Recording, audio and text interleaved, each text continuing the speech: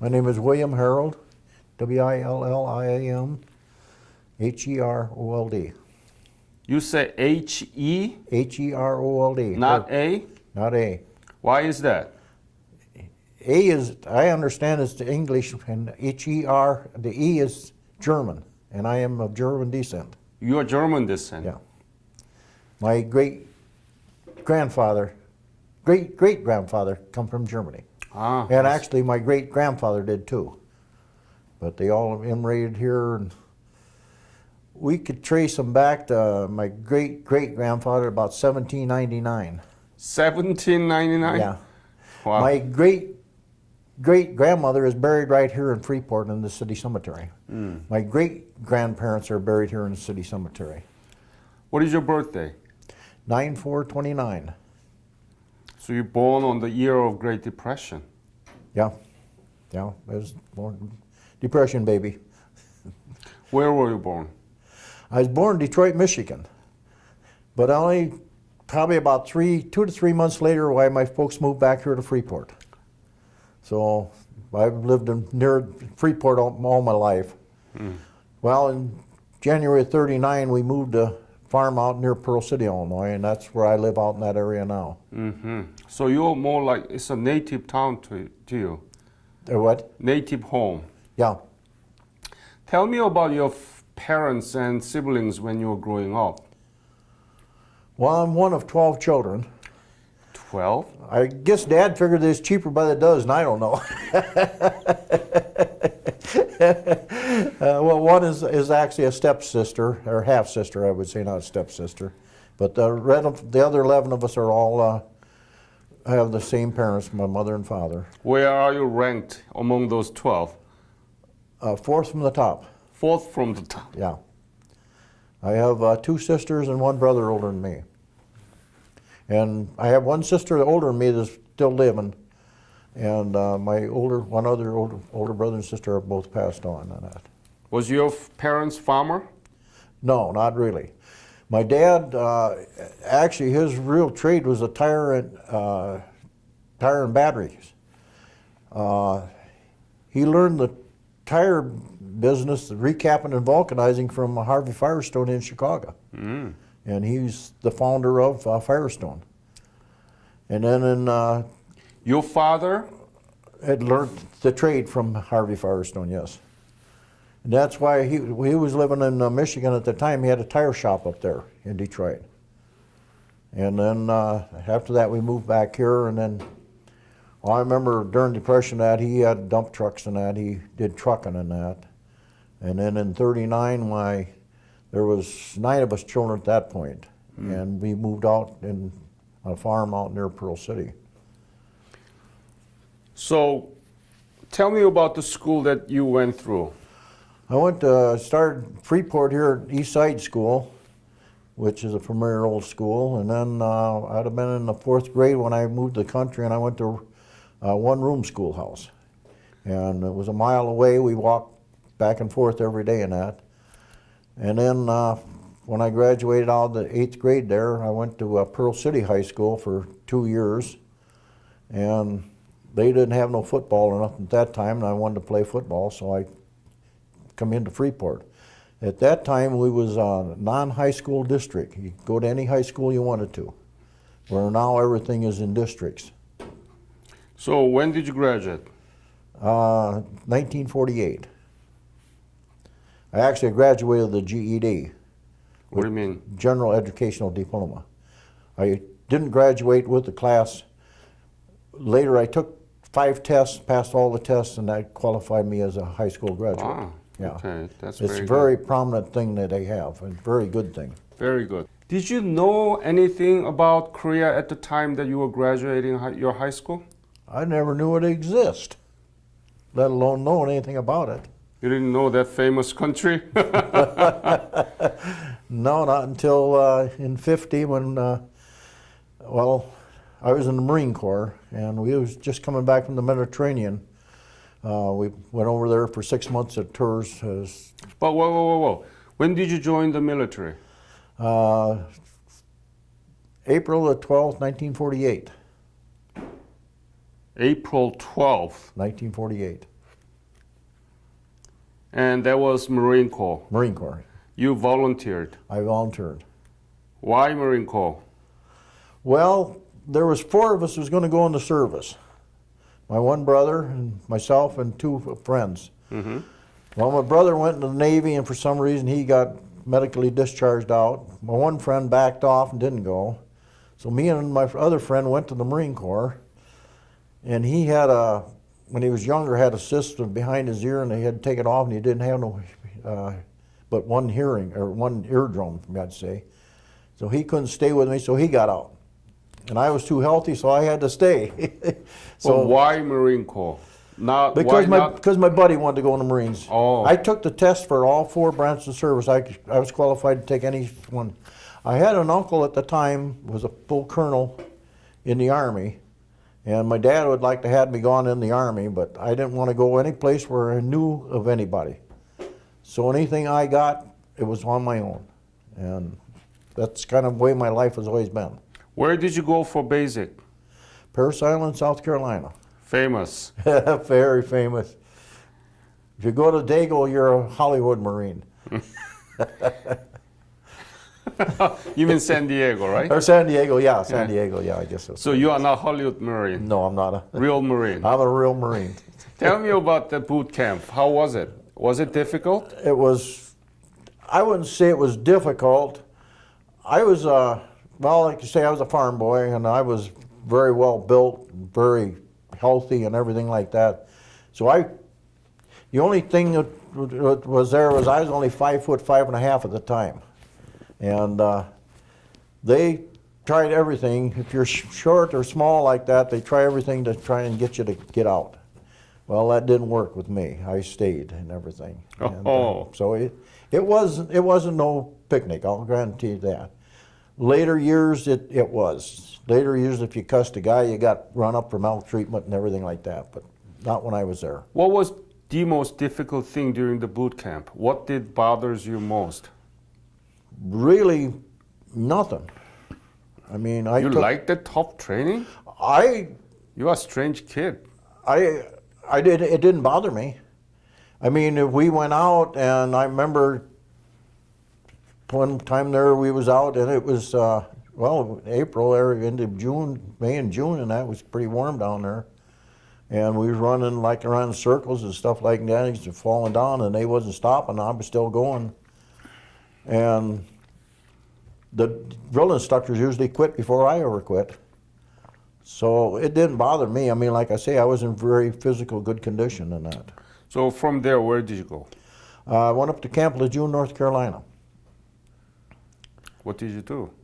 I was in the infantry, foot stomper, we might say. I was my whole time in the Marine Corps was there. First couple of years, I really enjoyed the Marine Corps. Do you know the spelling of that camp in North Carolina that you were there? Lejeune? Lejeune. L-E. L-E. Then June, J-U-N-E. Ah, that's it. Lejeune, yeah. What was your specialty? Just rifleman. And your unit? Well, in Korea, I was in G31, what they later called Bloody George. And how they got that name was up in Chosin. Was it 1st Marine, right? 1st Marine Division, yes. And 1st Marine Division? 1st Marine Regiment. 3rd Battalion. 3rd Battalion. Let's see, G31, 3rd Battalion, yeah, and then George Company. And then I was in the 3rd Platoon of George Company. But before going to the Korea, what happened to you? I pulled 2 tours in Mediterranean, and then was down in the Caribbean once before that on maneuvers. We was down to Puerto Rico, down where they later closed it down there for no more maneuvers and that. But there was one little town down there called Isabela Segunda, and that was quite a little town in that. And in Puerto Rico. Yeah, we're quite known in that. Yeah. Yeah. And I was there, and we did interview of almost 70 Korean War veterans from No Puerto kidding. Rico. Yeah. what a coincidence, huh? They are really genuine soldiers. I love them. Yeah. So when did you leave for Korea? We come back from the Mediterranean, I think in June of 1950, and then we all went home on 10-day leaves. And then we boarded a train and went 5 days across to California. And then we was out in the hills out there for I think about 2 weeks, training and that, and firing weapons and getting different weapons and stuff like that. And then we pulled out of there, and I think it's about the first part of August. Dates just don't remember anymore. Yeah. But then we went into Japan, and we was there for about 2 weeks, and every day we was out in the mountains marching that to, well, hiking, not so much marching, but hiking to get training for in Korea then. And then when did you arrive in Korea? I was at the Incheon landing on September 15th, 1950. Wow. Yeah. I was there from the start up till I was wounded. When you departed from the United States, you knew that you were going to go to Korean War, right? I'm not sure at the time if we did actually. I guess we did know we was headed that way. We knew we was headed that way, but we didn't have no idea what it was. Or what Still, was you going- didn't know, right? No, we really didn't know much until we was probably leaving Japan, heading to Korea. That's probably when we was really finally starting to sink in, I guess. Were you nervous? Nah, Scared? not really. Not really. I spent my 21st birthday between Japan and Korea on board an LSD with pontoons on each side. So if you've ever been on a ship, you know how it tries to rock? Well, trying to rock in a pontoon is going to stop it from doing that. It was kind of a rough ride. Wow. So, tell me about this Incheon landing. Did you know what you were supposed to do there? Yeah. Were you instructed that you're going to land in Incheon? Yeah, we did. Because see, we had to go down landing crafts. Throughout most of my career in the Marines, I'd made many landings, practice landings and that. Even while we was in the Mediterranean, we always made them. We made them while we was down in So you Puerto knew. Rico. And that. I knew what to do as far as landing. We landed, it was about 5 o'clock in the afternoon when we took off because we had to wait for the high tide to come in. And then we had the wall to go over. We went up over with ladders. And then our company's objective was there was supposed to have been a building there, was supposed to have been a POW. And it was supposed to have been holding some of our prisoners, some of the Army, which would have been there ahead. And it poured down rain. I can still picture myself squatted down in my poncho and holding my weapon, the water running off of me all night long. Nobody near me at all. I had no idea where I was at or anything. All I was waiting for daylight. And once daylight come, then we kind of reorganized. So you're saying heavy rain on the day that you landed at night. Yep. Were there any resistance? A little, mostly sniper fire. There was a few killed.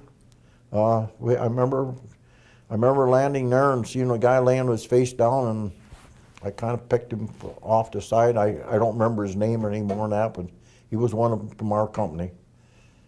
But there wasn't too much resistance. So you were surprised, actually, right? That there is much More or less, resistance. yeah. That's about all there would have been sniper fire, really.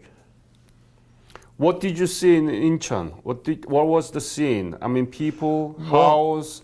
How was it? Completely destroyed? No, we or- left the next morning right away. We headed towards Sewell. So you didn't have a chance to look around? No. Even after we took Sewell and come back to Incheon to aboard ship again, we was within our camp and we never got out to see anything. There was no liberty or nothing like that. I mean, we wasn't there for liberty. We was there for, to fight. So from Incheon to Seoul, you recovered. You were part of the recovery project, right? And that was September 28th. I don't remember dates. Yeah, that was Yeah. September 28th. Tell me, please, share your story and what you saw from Incheon on the way to Seoul. How was it? There was a resistance, right? Yeah, there was Tell resistance. me about the details, please. Resistance out in the hills and stuff, and of course we marched the whole way up there, and we had tanks with that. Dropping back a little bit later, on the night we landed, the tide went back out then, but we had half tracks with caliber 50 caliber machine guns. That was the heaviest stuff we had. The tanks that tried to come in got stranded in the mud and that because the tide went out. So they had to wait till the next day for the tide to come in before they could get to shore. But then the tanks had caught up to us when we was headed up there. And, well, the only one thing I remember is my commanding, he was regimental commander, was Colonel Puller, one of the famous Marines there was. Chesty Puller. Anytime I tell anybody he was my regimental commander, I get nothing but handshakes and everything. So he was your regiment commander. It was an honor to be my regimental commander. And he was up in the hills there in a firefight, and MacArthur come up and sent his runner up, told Colonel Puller to come down. He wanted to citate him. Well, Colonel Puller sent a message back down with the runner, "I'm at war. If you want to citate me, you come up here." MacArthur did go up in the hills and citate him. What kind of citation, I have no idea what he got. But that's the way Chesty Puller was. Everybody loves him. He was. Have you been to Marine Corps Museum in Virginia, Quantico? No. There is Never his been to monument. Quantico even. His monument there. Yeah. Yeah, Chesty Puller. Everybody talking about him. Oh, yeah. Most decorated Marine ever. I understand I think he had 5 Purple Hearts. Of course, I don't know what the wounds were and stuff like that were, you know. But then we you saw finished. him, right? You worked with him. Pardon? You worked with him. Yeah. Oh, yeah. He was walking right with us in that. He might have been riding a Jeep sometimes in that, but most of the time, whenever Marines went someplace, we always walked. We didn't ride in trucks and that. So on the way to Seoul, what happened? Other than firefights, and then we entered into Sewell, and I remember there was a big tower up there, and there was a sniper up there firing on us, and eventually we finally got him. I remember the tank turned his turret and that, and of course they had 90s on them there, and when he fired that, we was right by a factory, and it knocked out every window in that factory. We just got rained on with glass and that from the factory and that.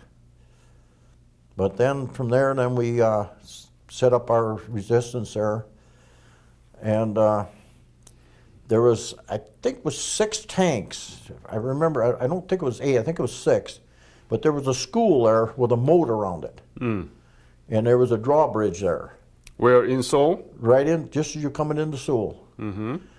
And these tanks was trying to get down to that there to get some cannons they had in there. It's what they call them, cannons. I don't know what the caliber was or anything like that. But every time they'd turn to go in there, we had these new rocket launchers, and they'd knock the tread off, and there they was, set, and they couldn't move. And one by one up the line, I'm pretty sure there was 6 of them. They had them all disabled going up there. And the fight went on all night long. Our light machine guns, they'd fired so much they would just cherry red and just glowed in the dark and that. And of course, every so many rounds with tracer would come out, and that was setting the houses, which was, we call them kind of huts and that, but had like straw roofs, I suppose, and that, would set them afire. And you'd see the people out there trying to put the fire out while we was firing at the enemy and that. So there was no resistance when you landed in Incheon, but North Koreans were waiting for you guys in Seoul, yeah. right? Yeah, because there was a lot of resistance in Seoul, yeah. Were you, any episode that you might have lost your life? No, the only one thing I know, I remember going out, had guys cover me in that. One of our guys had got wounded while he got his whole shin blowed off. And I went out and brought him back in, and that was about it. I think they took a few prisoners down, but the battalion says we aren't taking prisoners today, so I don't know what was what from there. But then the next day, we did load on trucks, and we was going back across this pontoon bridges they had made there. And the Army was out there waiting for us to get out of there so that MacArthur could come in and take the glory. And we had to go out in the hills and protect so that he didn't get shot or anything. So that was the Marines' job, I guess. But that was pretty much it. And then I remember we moved north. We went across the 38th, and I don't know how far north we went. And then we was called back, and then we come back into Incheon. And then that's when we was there for maybe a week or something. You mean in Seoul? In Incheon. Incheon. Yeah, and we was kind of buildered in these buildings that was probably, well, going back before Incheon, there was 2 ships come in. They come in and made a U-turn, went back out, and they had rockets. And they fired the one hose side off, and as they turned, they emptied the other, and 2 ships did that, softening up the beaches for us and that when we went in and that. You mean in Wonsan? In Incheon. Incheon. Incheon before we made the landing on the. Before you talk about the next battle, I want you to share what you saw in Seoul when you recovered the Seoul. How was it? Not a whole lot because, like I say, it was late afternoon when we got there, and we fought all night long, and then the next morning we got and left, so we didn't get to see much. What you saw? How much destroyed? I mean, were there any rubble? I mean, describe the scene. We didn't get beyond where we just were disabled those tanks and that, so which was just on the inside, just in the inskirts of there. So then we went back out, and like I say, the Army come in and took over the occupation of it and everything. Mm-hmm. But we went back out of there. So I didn't get to see much of Seoul at all. I see. And from Incheon, where did you go? Then we got on ships, and we went, for every 24 hours, we turned from Manchurian border at midnight, the southern part of South Korea at noon, and then we'd be back. We kept circling in the Yellow Sea there. We did that, I don't know, roughly maybe 5 days to a week. I don't remember on those things that. I know our rations was cut down to 2 meals a day is all on that because we didn't have much on. And then by then we landed at Wonsan. So you were that ship and the whole the military were waiting to land in Wonsan, right? So that's why you didn't proceed, but waiting there in the sea. I don't know how many ships there was making that rendezvous. I remember at Wonsan though they had, there must have been ship lines probably pretty as big as this room that they had drug in off of the beach and that, and was in there when we got in there. And we spent that night on the beach there, and I remember there was an Army, there was it was colored boys, and there was a motor pool there, and they come over and was mingling with us and that. And then the next day we boarded the trucks and we headed up into the mountains, up into Magini. And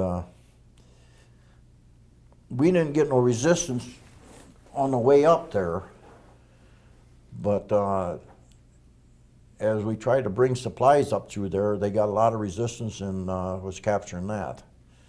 When was it? I have no idea what the dates were.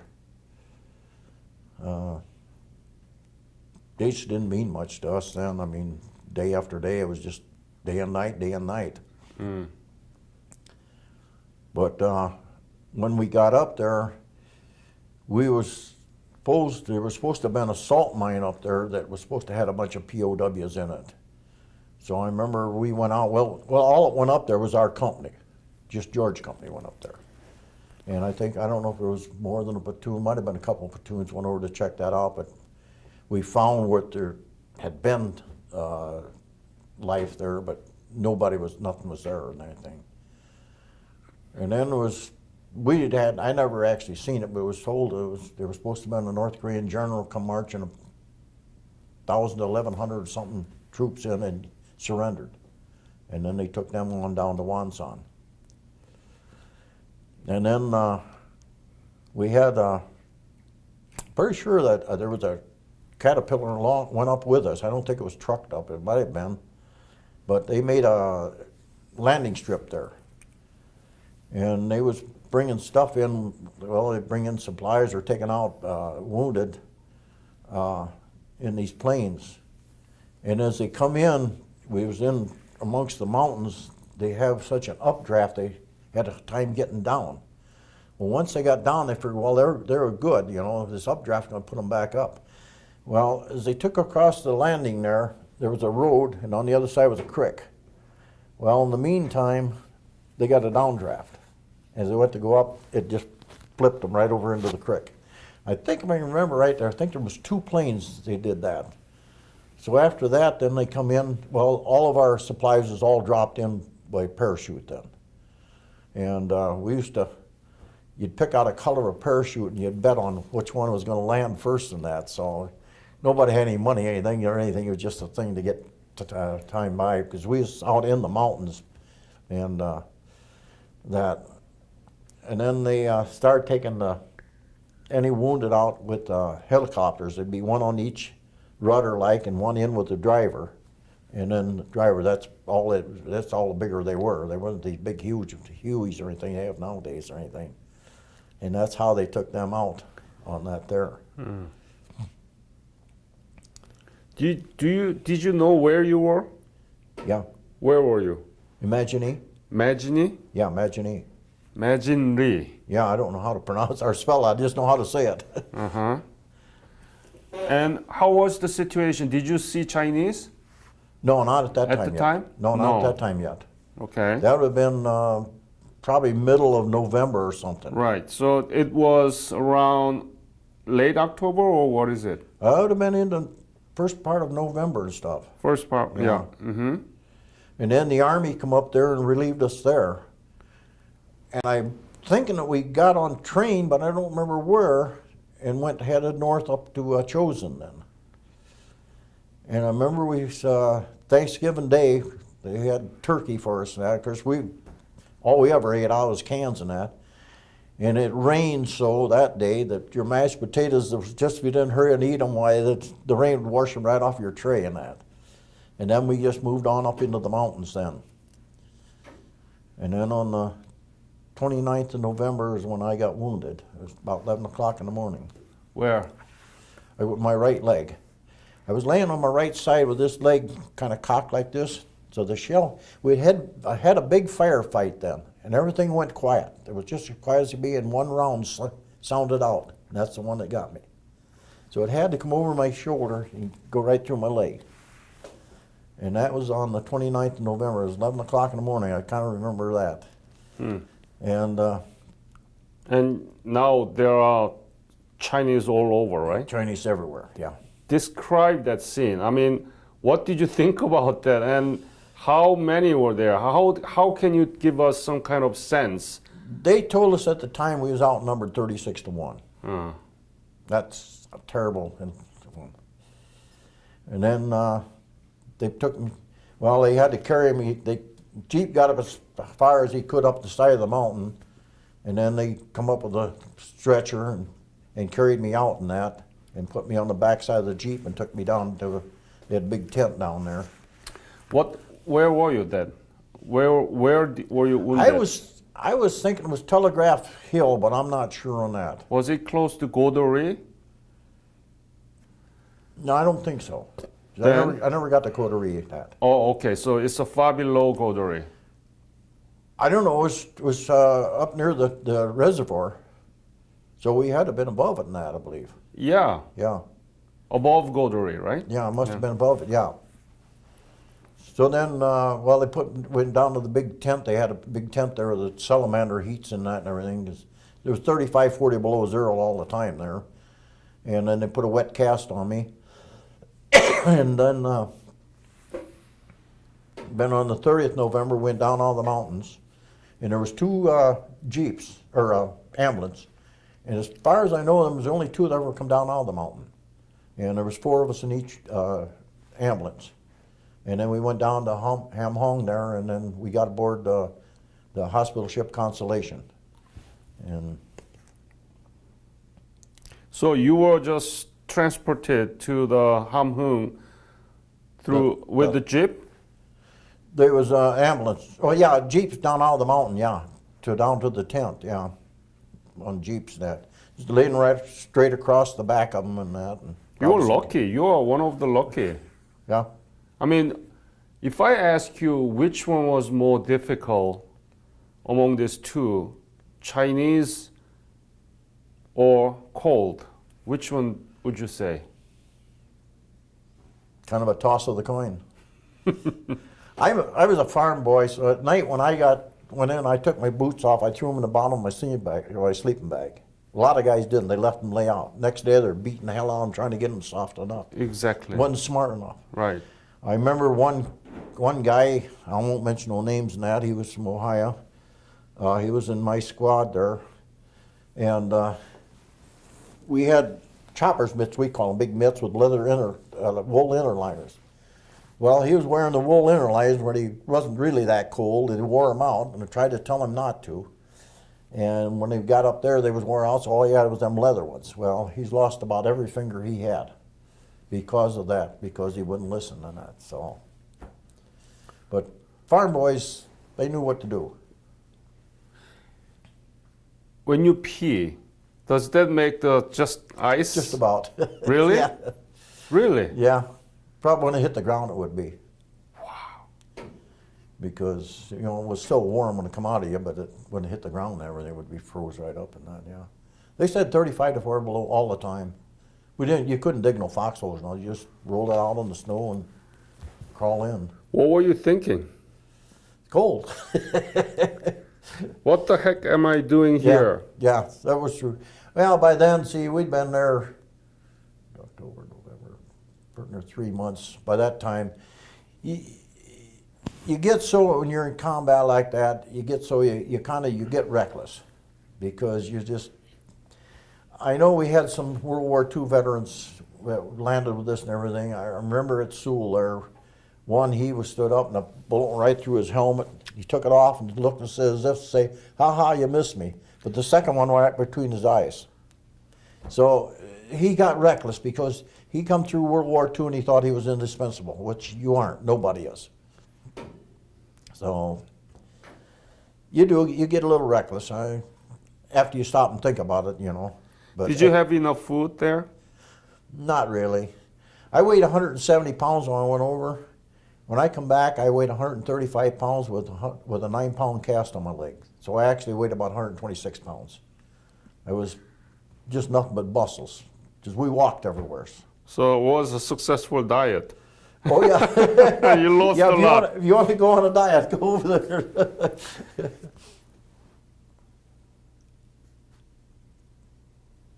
Did you know why you were there?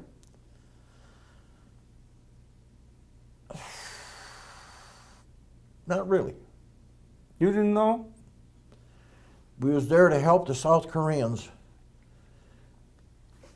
But really why, well, other than we knew the North Koreans was trying to take over the South Korea.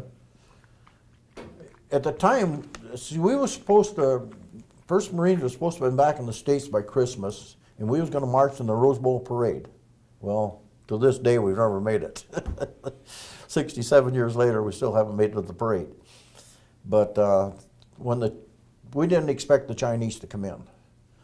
They come in, they said they come in because we was going to bomb the reservoir, which we had no intentions of it. That was The MacArthur's. Yeah, that was the guys, us guys that was there and everything. Really, we really believe it, and I still believe it to the day, that China was overpopulated with males, and this is one good way of getting rid of some. That was our theory as servicemen. MacArthur knew that China began to intervene in early October, and his general Willoughby, intelligence staff, he really try to ignore those things because if so, then Truman will be, angry and he would not allow MacArthur to go further, Yeah, yeah. right? So they ignored it. That was Yeah, yeah. disaster. Oh yeah. Well, he wanted to go into Russia. He wanted to keep right on going, and he wouldn't. So tell me about the Chinese. How close were you with them? And how severe the battle? Give some descriptions. Well, like with the day I was hitting that, there's so much snow that everything is so white, it's hard to see them. And all we can see is you can see the fire, fighting and that like that. When we was coming down out of the mountains, though, we was stopped, I know at least 3 times and possibly 4 times. And all we had was just a little window in the back that we could look out of.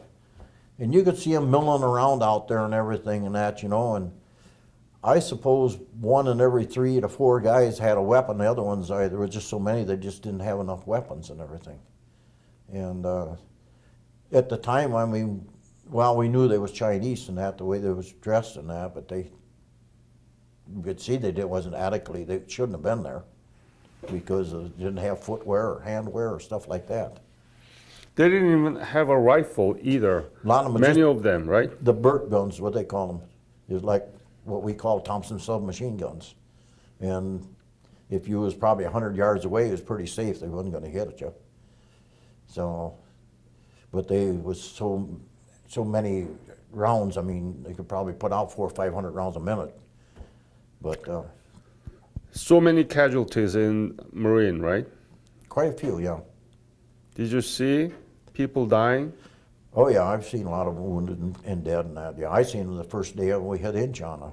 Like I say, there was one there laying there. But you just move on. You're not there to babysit or anything like that, you might say. You're there to fight, I guess you would call it. So after your shift to Constellation, the hospital ship, what happened? Then we went to Japan, and then I was unloaded and put in hospital at Japan. I might have been there 3, 4, 5 days, something like that. And then? And then they put us on plane. There was, I don't remember, it was a 2-engine plane, I remember that. And we hit a lot of turbulence, and we landed at Midway, and I don't think they even shut down. They just took on some fuel and took on chow for us, and then we flew into Hawaii. And then we stayed at Triple Hospital overnight there, and then we flew out the next day on a big plane then. I mean, I think it was a 6-engine job, and they had booster jets on the back of that. It was the early stages of jet then.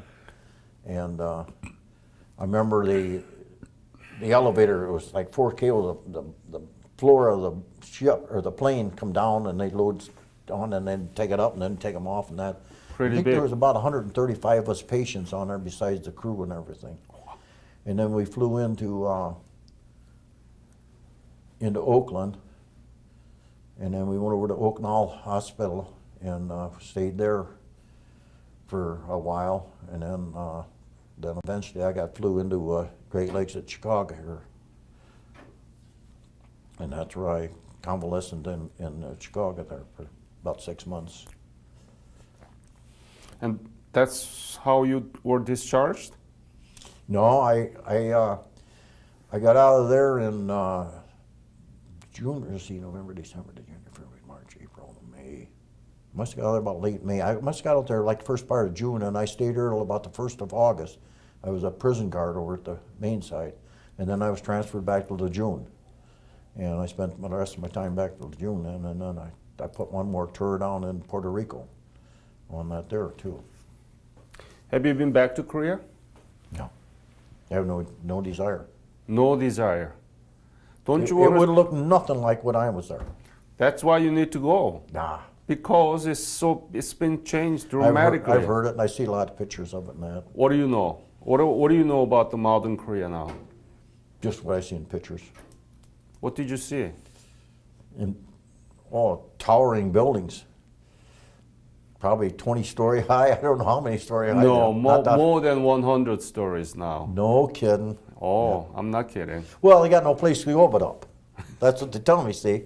Yeah, the only place they can go is up. So. Any other thing that you know about modern Korea right now? Economy, No. Korean products? Do you know of any Korean products here in the United States? I know there is, but I couldn't name any.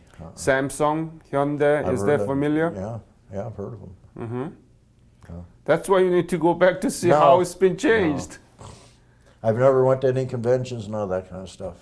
I got 5 life memberships in 5 different veterans organizations, but I have no desire to go to reunions or any of that stuff.